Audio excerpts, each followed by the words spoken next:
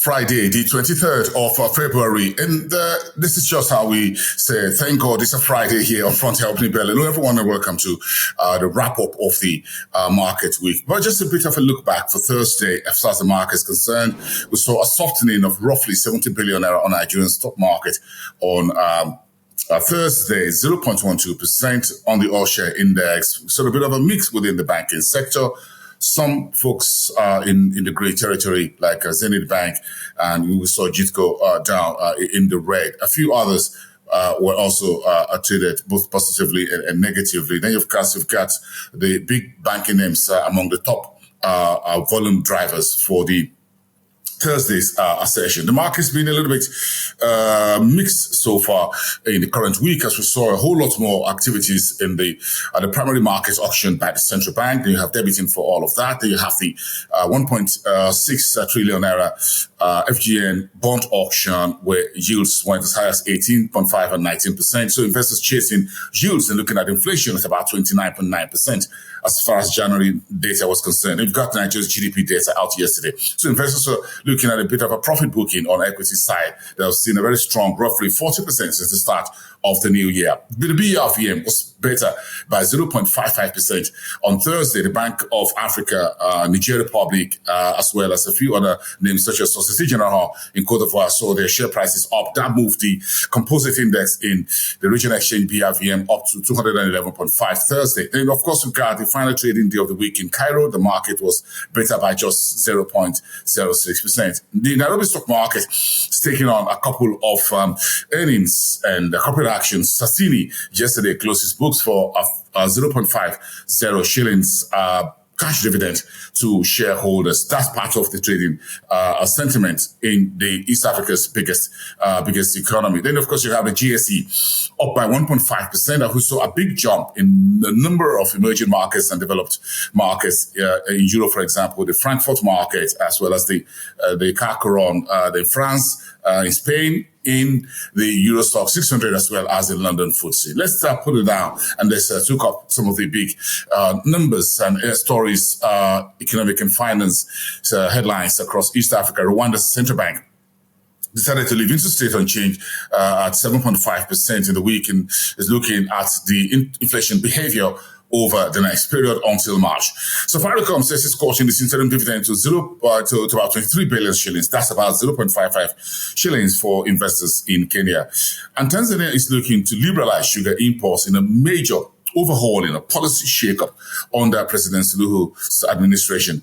And the East African community has approved a free trade talks with the United Kingdom, the UAE, Pakistan, and Singapore. It's about widening the economic bloc and opportunities that the East African community can tap into. Let's tap into West Africa's and Nigeria's big headlines as we go into the week. And Nigeria's GDP came in for the fourth quarter of last year. It's been a week of a raft of economic data out of Nigeria, with unemployment data out on Wednesday. Yesterday, we got a GDP numbers 3.45% or 3.46% for the fourth quarter. That's much bigger than 2.54% in third quarter. Overall, however, the GDP last year was below water at about 2.7%. And that's because, of course, we got the election year, you got the whole issue around redesigning, then you have the double whammy of the fuel subsidy removal and exchange rate realignment by the financial regulator. All of that in play as we see the numbers coming out of last year. The Nigeria's money supply in January was at an all-time high. 93.7 trillion was a figure that we got during the week. In Ghana's January PPI produced a price inflation, what you call a factory gate inflation, went higher to about 17.4%.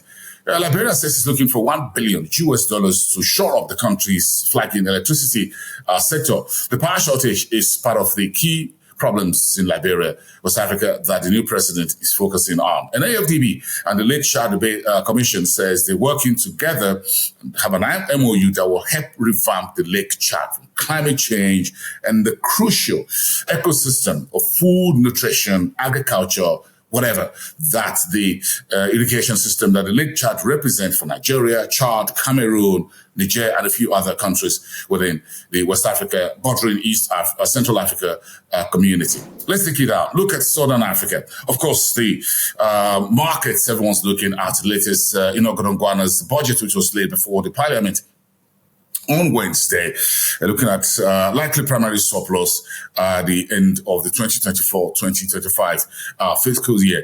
In the meantime, Botswana's central bank also held its policy rate at 2.4%, and that came in through on Thursday. Pick and Pay in South Africa says it's looking at a 4 billion rand rights issue that goes to existing shareholders. The price of Pick and Pay went up on the market on the GSE. South Africa's coal plants assessment report, which was mentioned by Enoch Godongwana, the Honorable Minister of Finance, 2 days ago, is expected next week. That will give us an idea of the state of the coal plants and the industry in South Africa and what more needs to be done. Mozambique is looking at economic growth of about 10% by the year 2030. Of course, so looking at the multi-billion-dollar gas dividends out of that economy.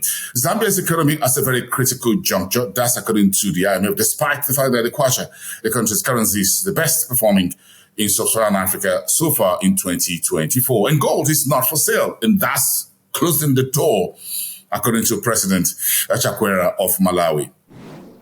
Let me check for you a few headlines out of North Africa. You've got Tunisia in the news, and Morocco. Good news is that Morocco is further digging deep as the go-to economy in Africa, and in particular the North, as far as aerospace, industrial, or aviation sector is concerned. So, aerospace supplier, Akuturi Group says is setting up a new manufacturing hub in Morocco. And that's congratulations to the authorities in Casablanca and everywhere. Tunisia reporting trade deficit narrowing to about 49% to about 550 million Tunisian dinars in January. And Egypt is looking for about targeting $7.5 billion investments in its oil and gas sector in its 24-25 fiscal year. And finally, Libya's central bank has formed a committee to track foreign currency demands in the country. There's shortage of FX in many African economies. So Libya is setting up a committee to monitor who is demanding what and why. And all of that so to keep as much liquidity in the system as possible. Have a great weekend, everyone. It's your Friday edition of your Frontier Opening Bell. I am Bosin Amafaye, and I'll see you soon.